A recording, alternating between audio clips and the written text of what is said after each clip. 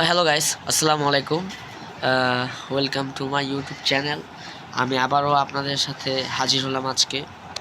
তো গাইস, আমি আজকে আপনাদেরকে দেখাবো ক্রিকেটের যে ফিল্ডিং সম্পর্কে। ওকে, তো অনেকেই কিন্তু ভাই আমাকে বলছে যে ভাই ক্রিকেটের ফিল্ডিংটা একটু সেট করে দেন, ঠিক আছে। মাঠে গেলেও কিন্তু অনেকে বলে। তো আজকে আমি আপনাদেরকে শেখাবো যে কোন জায়গায় কোন ফিল্ডিং বসাতে হয়, ঠিক আছে। তো চলুন আমরা আজকে আমাদের ভিডিওটি শুরু করি।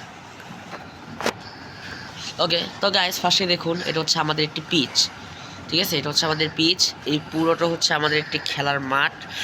তো আমরা এই খেলার মাঠে এখন যেটি পিচ তৈরি করেছি, আমাদের পিচ, এটা হচ্ছে ভাই আমাদের ব্যাটিং এন্ড, এটা হচ্ছে আমাদের বোলিং এন্ড, আর এটা হচ্ছে আমাদের মেন আম্পায়ার। এটা মেন আম্পায়ার, এই জায়গাটা হচ্ছে আমাদের লেগ আম্পায়ার। দেখুন পপিং ক্রিসের বরাবর, ঠিক আছে। দেখুন যে পপিং ক্রিসটা, এই যে পপিং ক্রিসের বরাবর ভাই যেটা থাকবে সেটা কি ভাইয়া আমাদের লেগ আম্পায়ার দ্বারা এখানে, ঠিক আছে। আর মিডল স্টাম্পে বরাবর যে আম্পায়ার থাকে তাকে বলা হয় মেন আম্পায়ার, অর্থাৎ বোলিং এন্ড থেকে যে বলার বল করবে আম্পায়ার তাকে পর্যবেক্ষণ করবে, এবং এটা হচ্ছে আমাদের ব্যাটসম্যান। তো ভাই ফিল্ডিং সেট আপ করার জন্যে এটা কিন্তু আমাদের যেটা পাওয়ার প্লের বাইরে থাকে, ঠিক আছে। এটা কিন্তু আপনার যখন পাওয়ার প্লের সমাপ্তি ঘটে, অর্থাৎ এই দেখুন আমি কিন্তু এখানে লিখে রেখেছি 1 থেকে 6 ওভার পর্যন্ত কিন্তু পাওয়ার প্লে থাকে। আর পাওয়ার প্লের বাইরে টি-20তে 7 থেকে 20 ওভার, এবং ওয়ানডেতে 11 থেকে 40 ওভার পর্যন্ত থাকে। আচ্ছা, ওকে। তো গাইস, যেটা আমি আপনাদেরকে ফার্স্টে বলছিলাম যে পাওয়ার প্লের যে বিষয়টা, তো আশা করি ভাই আপনারা বুঝতে পেরেছেন। তো এবার আসুন আমরা পাওয়ার প্লেয়ার যে বাইরের যে ওভারগুলোতে আছে সেখানে আপনারা কীভাবে আপনাদের ফিল্ডিং চালু করবেন সেটা এখন আপনাদেরকে আমি বলবো। So let's go. ওকে, তো গাইস দেখুন এখানে এটা আমাদের ব্যাটিং এন্ড। তো এখানে আমাদের যে পপিং যে লেগ আম্পায়ার যে থাকে তার ডান পাশে অথবা বাম পাশে যদি কেউ দাঁড়ায়, ঠিক আছে, অথবা আম্পায়ারের পিছনে যদি কেউ দাঁড়ায়, তখন কিন্তু আমরা তাকে বলবো স্কোয়ার লেগ, বা কী বলবো। দেখুন এটা কিন্তু আমাদের স্কোয়ার লেগ। এটা কিন্তু আপনারা শর্টও রাখতে পারেন অথবা চাইলে ডিপেও রাখতে পারেন, সেটা সম্পূর্ণভাবে ভাইয়ারা এটা আপনাদের ইচ্ছা। ওকে ভাইয়া, তো সেকেন্ডলি দেখুন ঠিক স্কোয়ার লেগের একদম মাঝ বরাবর ভাই যেটা থাকবে সেটা কিন্তু আমাদের পয়েন্ট বলা হয়। সেটাকে কী বলা হয়? এটা হচ্ছে আমাদের পয়েন্ট। এরপর এটা কিন্তু দেখুন আমাদের গালি, এটা কিন্তু আমাদের উইকেট কিপার। এটা আমাদের উইকেট কিপার, এটা কিন্তু আমাদের গালি, ঠিক আছে। এখানে আপনি গালি না রেখে আপনি আপনার ইচ্ছা মতো রাখতে পারেন, অথবা দেখুন অনেকে কিন্তু যখন আপনার উইকেট সবগুলো দেখা যায় যে পড়ে যায়, একদম লোয়ার অর্ডারের যারা ব্যাটসম্যান যারা ব্যাটিং করতে আসে ওই সময় কিন্তু ক্যাপ্টেন একটা প্ল্যান করে। কি প্ল্যান ভাই জানেন?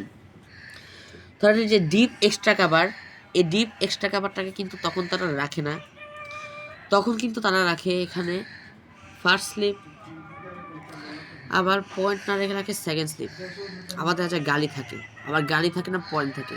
তো বিষয়টা হচ্ছে এরকম, এটা হচ্ছে গালি, এটা হচ্ছে কাভার।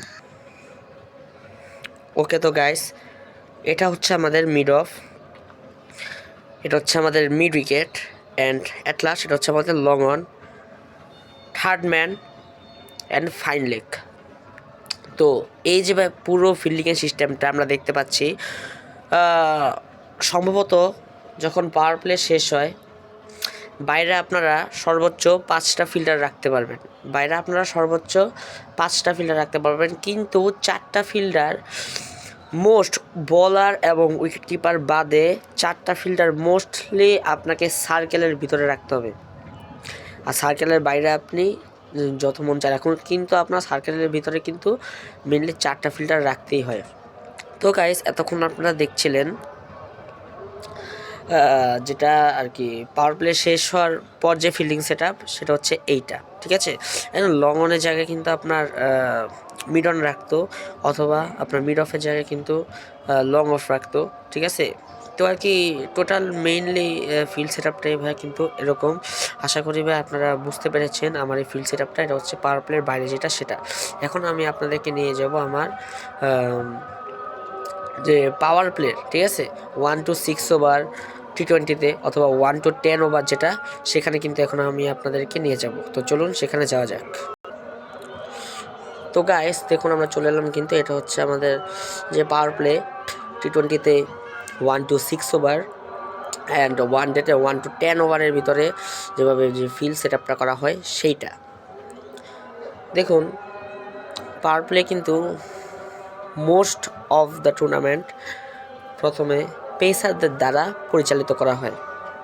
তো এখন যদি আপনারা দেখেন, তো একজন পেসার কিন্তু এখান থেকে বোলিং করছে এবং সে কিন্তু তার এখানে ফিল্ডিংটা সাজাবে। তো দেখুন আমি কিন্তু এখানে অনেক কিছু রাখি নাই, যেমন এখানে কিন্তু গালি দেওয়া আছে, পয়েন্ট দেওয়া আছে। গাল এবং পয়েন্টের মাঝখানে কি থাকে আপনারা জানেন? এখানে কিন্তু থাকে আপনার ব্যাকওয়ার্ড পয়েন্ট, এটা কিন্তু আমি রাখিনি। এটা কাভার আছে, আমি এক্সট্রা কাভার দিয়ে নেই। আমি কিন্তু এখানে মিড অফ দিছি, এখানে মিড অন, মিড উইকেট।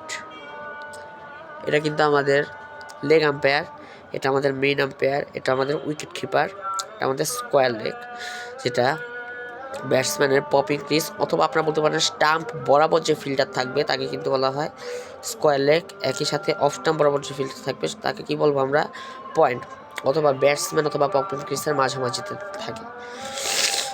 এরপরে কিন্তু আমাদের আছে এখানে third man and at the last কিন্তু আমাদের এখানে আছে ভাইয়া ফাইন লেগ। তো ভাইয়া আশা করি এই ফিল্ড সেট আপটা ভাই আপনারা একদম ক্লিয়ারলি বুঝতে পেরেছেন। আমি কিন্তু ভাই আবারও বলে দিচ্ছি যে পাওয়ার প্লেতে আপনারা সর্বোচ্চ গেলে 2 জন ফিল্ডার বাইরে রাখতে পারেন। আমি কিন্তু এখানে রেখেছি থার্ড ম্যান এবং ফাইন লেগ। আপনারা কিন্তু চাইলে এখানে ডিপ কাভার অথবা ডিপ এক্সট্রা কাভার, আর এখানে কিন্তু মিড উইকেটের জায়গায় ডিপ মিড উইকেট রাখতেন। তখন কী হতো ভাই জানেন? তখন কিন্তু এখানে থার্ড ম্যানটা short third man and fine লেগটা শর্ট ফাইন লেগ, অথবা আপনি এখানে থার্ড ম্যান রাখতেন, এখানে মিড অনের জায়গায় লং অন রাখতেন। তো গাইস আশা করি পুরো ফিল্ড সেট আপটা আপনারা বুঝতে পেরেছেন। ভিডিওটি ভালো লাগলে অবশ্যই লাইক, কমেন্টস অ্যান্ড শেয়ার করে দেবেন, যাতে পরবর্তী ভিডিওটি বানাতে আমার সুবিধা হয়। তো গাইস আজকের মতো এখানে বিদায় নিচ্ছি। আসসালামু আলাইকুম ওয়া রাহমাতুল্লাহি ওয়া বারাকাতুহু।